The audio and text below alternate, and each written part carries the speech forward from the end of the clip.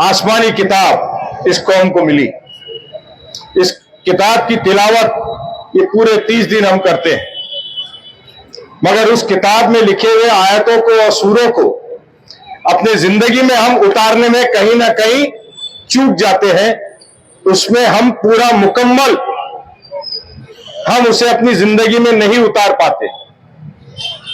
अगर दुनिया में आपके हमारे हालात आज खराब है तो मेरा जाती ये मानना है कि इसके जिम्मेदार आप और हम खुद हैं।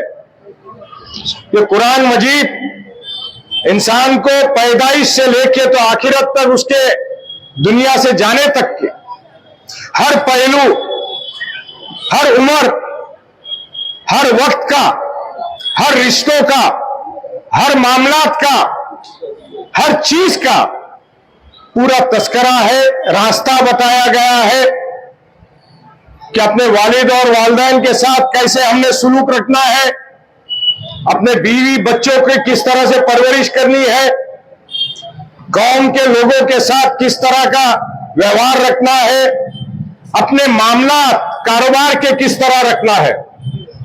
जिस तरह से आपकी हमारी इबादत से अगर किसी को तकलीफ पहुंचती है तो इबादत कबूल नहीं होती, इस तरह से कहा जाता है। सही है जनाब साहब, मैं आपसे पूछ रहा हूं, सही है ना? अगर हमारी इबादत से अल्लाह की इबादत करते हैं आप और हम, उससे अगर किसी को तकलीफ पहुंचे तो इबादत कबूल नहीं की जाती। तो क्या आपके हमारे मामलात से और कारोबार से इलाके के लोगों को तकलीफ अगर पहुंचेगी तो क्या अल्लाह ताला को गवारा गुजरेगा या नहीं गुजरेगा? मगर हम इन बातों को भूल जाते हैं। सोसाइटी में आपस में लड़ते हैं, दुकानदार दुकानों से लड़ते हैं, दुकानदार और इलाकों के अंदर हाथ गाड़ियां, रिक्शा, टैक्सी चाहिए वो हालात हम पैदा करते हैं। उस सोसाइटी में लोगों को जाने का रास्ता हम नहीं छोड़ते। सोसाइटी के प्रीमाइसेस के अंदर हाथ गाड़ियां हम घुमाते हैं, लगाते हैं। सोसाइटी मना करती है तो उनसे लड़ने हम पहुंचते हैं। यह हमारे अखलाक है। आपके हमारे मजहब ने बताया है, हुजूर सल्लल्लाहु अलैहि वसल्लम असर के बाद घर चले जाया करते थे, ईशा के नमाज के बाद आराम फरमाते थे, ताजुद में उठ करके ताजुद की नमाज करते थे और फजर में उठते थे। मगर आपके हमारे इलाकों में और घरों में हम ईशा की नमाज के बाद रात में 1 बजे खाना खाते हैं, 2 बजे 3 बजे सोते हैं, सवेरे 10 बजे उठते हैं। आपकी हमारी घर की औरतें 11 बजे 12 बजे बाजार लेने नीचे उतरती है, क्योंकि आप और हम हजरात 10 बजे सो के उठते हैं, 11 बजे सो के उठते हैं, फजर की नमाज पढ़ के सो जाते हैं और उसके बाद 10 बजे 11 बजे उठते हैं। फिर 12 बजे नाश्ता होता है और फिर घर की औरतें बाजार लेने उतरती है।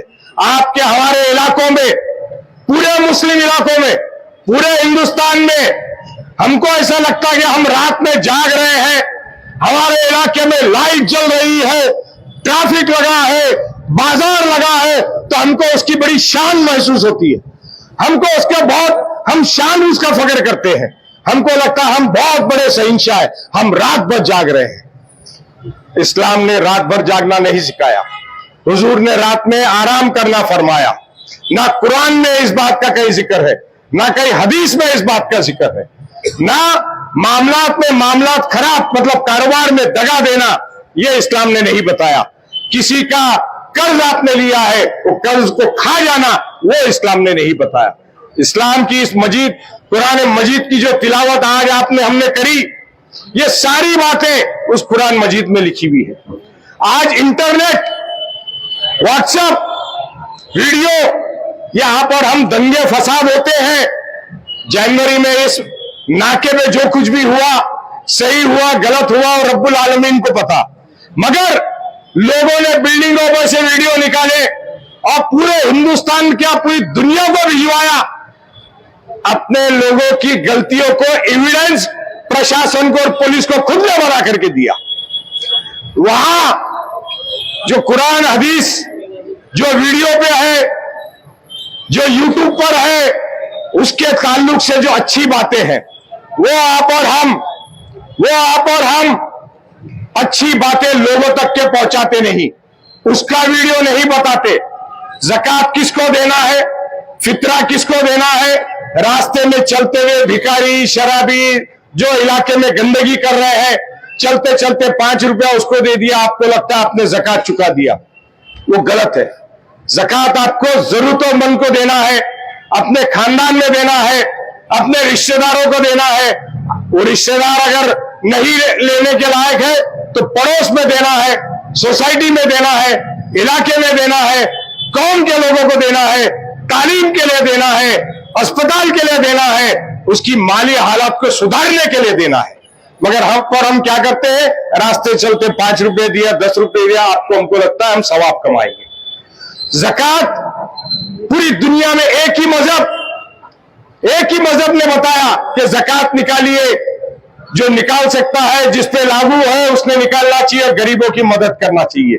कितनी बड़ी बात है, दुनिया का कोई मजहब ये चैरिटी का काम नहीं करता है, मगर उसके बावजूद दुनिया में आपके हमारे हालात खराब है, माली हालत खराब है, दुनियावी हालत खराब है, दीनी हालत खराब है। सब में ज्यादा इबादत आप और हम करते हैं, 5 टाइम सिजदा हम करते हैं, कुरान की तिलावत हम करते हैं, मगर उसके बावजूद आपकी हमारी हालत खराब है। ये आपको हमको सोचना होगा कि आपकी हमारी हालात खराब क्यों है, कि क्या कमी है आपकी हमारी इबादत में, कि अल्लाह ताला आप पर हम पर यह अजाब जो दुनिया में आप और हम देख रहे हैं, यह अजाब क्यों है हमारे पर। हमको हमारे अमाल सुधारना होगा, हमको हमारे इलाकों को सुधारना होगा, नौजवानों को तालीम देनी होगी, बच्चियों को तालीम देनी होगी। दीनी तालीम क्या है, दीनी तालीम जिंदगी किस तरह जीना है, इबादत किस तरह करना है। रोजा हमने रखा, ये भूख सिखाता है कि भूख की तकलीफ क्या होती है, साइंटिफिक क्या है, ये इम्यूनिटी सिस्टम बढ़ाता है। ये कोविड में इम्यून सिस्टम बढ़ाने के लिए हमने दवाइयां ली, काढ़ा पिया, अमुक किया, ढमुक किया।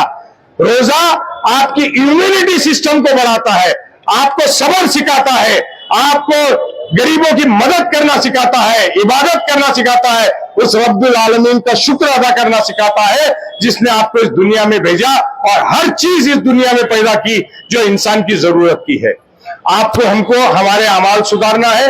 रमजान के इस मुबारक बाद में अभी इमाम साहब ने जो उलमा जी ने यहां पर दुआ मांगी, उस दुआ को अगर अल्लाह ताला कबूल फरमाएगा तो सिर्फ और सिर्फ आपके हमारे अमाल को हमको सुधारने से वो होगा।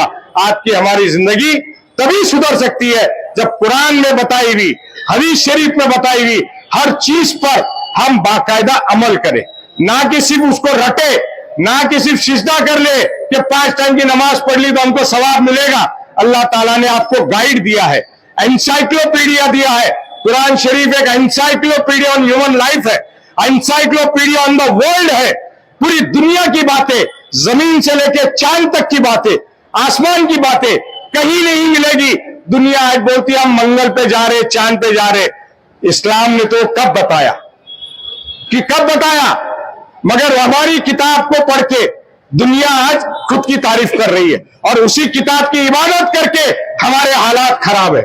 आपके हमारे हालात को सुधारना ये आपके हमारे हाथ में, अपने इलाके को साफ सुथरा रखना ये आपके हमारे हाथ में, अपने इलाके में लॉ एंड ऑर्डर के सिचुएशन को मेंटेन करना ये आपके हमारे हाथ में। हमारे पे ये हालात ही क्यों बने कि हमारे बच्चे जेल में जाए, हमारे ये अमाल ही क्यों हो कि हमको उनको जेल से छुड़ाने के लिए दुआएं मांगनी पड़ी। हमको हमारे अमाल सुधारना है, बच्चों को दीनी और दुनियावी दोनों तालीम में आगे बढ़ाना है।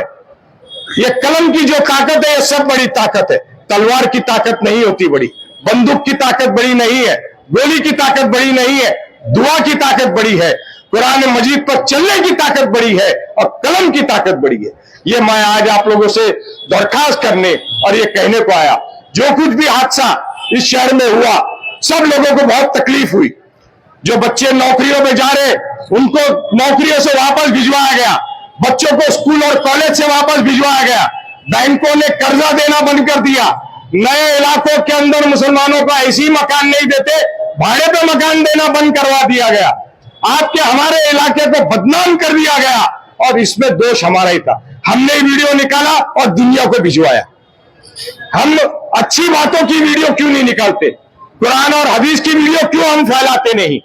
तो आपको मैं ये कहने आया हूं, जो माहौल दुनिया में है, जो माहौल इस मुल्क में है, वो माहौल और बिगड़ेगा।